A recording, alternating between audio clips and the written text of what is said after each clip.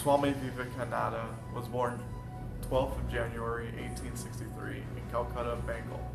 He was a key figure in the introduction of Indian yoga and Vedanta philosophy.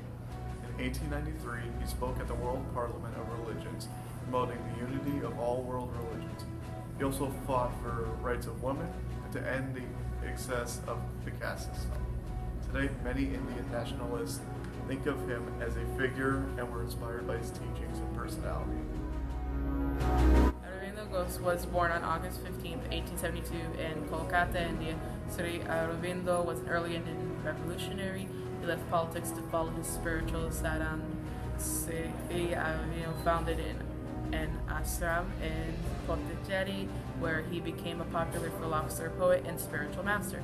In Bengal, he got in contact with revolutionaries and inspired young ones such as Bagha Jatin, Banjaris, and Surendranath Tagore onto their own paths and missions. He was also involved in the formation of several youth clubs, including the Asulyan Samiti.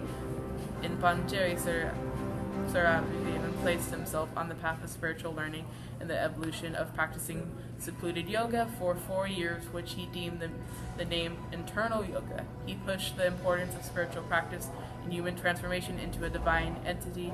Sri Aurobindo was a great impact for the people he had led, taught, and inspired, giving people of his faith someone to follow and do what they believed was needed.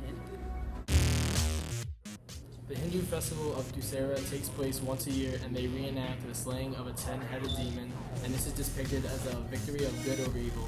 On Tuesday, the demons that burn all across India were custom made for a season of mounting tension with Pakistan. A demon that was green and wore a Pakistani flag towered over the Delhi neighborhood of Dwarka, and an effigy burned in East Delhi Board, which made the Prime Minister Narendra Modi of India more cautious in his symbolism. The burning of this effigy took place over a ceremony in Uttar Pradesh, and it burned with the words, "May terrorism be wiped out for good," across its chest. Mr. Modi was known as an avenger for the ordering of military strikes on Pakistan territory. Hindu actor Kamal Hassan spoke about usury and how it affected him on the movie set. He said that usury affects all people, including farmers and movie stars equally. He also said that because of his friend's suicide, lawsuit couldn't place to prevent something like this from ever happening again. They found his friend hanging in his house. They also found a note stating what had happened. Many people are affected by usury in India. They used usury and affected Kamal Hassan on set, which means they overfinanced.